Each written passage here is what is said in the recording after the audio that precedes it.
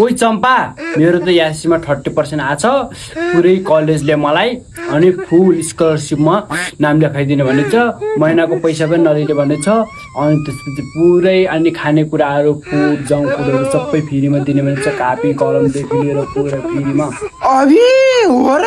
हेर न मेरो पनि 31% आएको थियो त मलाई स्कलरसिप दिएन कि त्यो महासालले मलाई त जम्मा हाफ स्कलरसिप दियो आमा कस्तो रहेछ यार म जस्तो सार्क माया लाउनु पर्यो नि त अनि म पनि फेरि खानदानी छोरी हुँ त मेरो ठुल ड्याडी पुरै अफिसर हुनुहुन्छ सेकेन्डवाला ड्याडी चाहिँ फेरि पुरै इन्सपेक्टर हुन्छ थर्डवाला ड्याडी चाहिँ पुरै सिपाही हुनुहुन्छ त्यही भएर मलाई फुल स्कलरसिप दिएका हुन् बाबु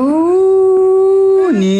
तेरो त सबै खानदान त पुरा माडे रहेछ नि त मेरो त कोही छैनन् भाइ मेरो एकजना लेबरै काम गर्छन् त्यो अर्को त के भन्छ त्यो ड्राइभर चलाउँछन् त गाडी चलाउँछन् एउटा त टोइलेट सफा गर्छन् सबै मेरो त यस्तो छैनन् कि मेरो त कोहीले हेर्दैन मलाई त कस्तो मलाई त अर्कै लाग्छ मेरो पनि मिलाइदिनु बरु मिलाइदिन्छु कि त किन चिन्ता गर्छस् नि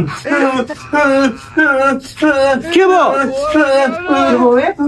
के हुने हो र हेर्न यस्तो काटिएको छ मलाई त कस्तो दुखिरहेको छ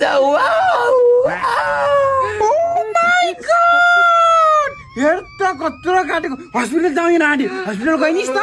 ओ माई मलाई त खुन्देमा चक्कर लाग्छ ओ माई गॉड यसलाई हस्पिटल लैजाए कान्छी छिटो ओ माई गॉड उता लैजाऊ हे ओ माई गॉड के गर्नुपर्छ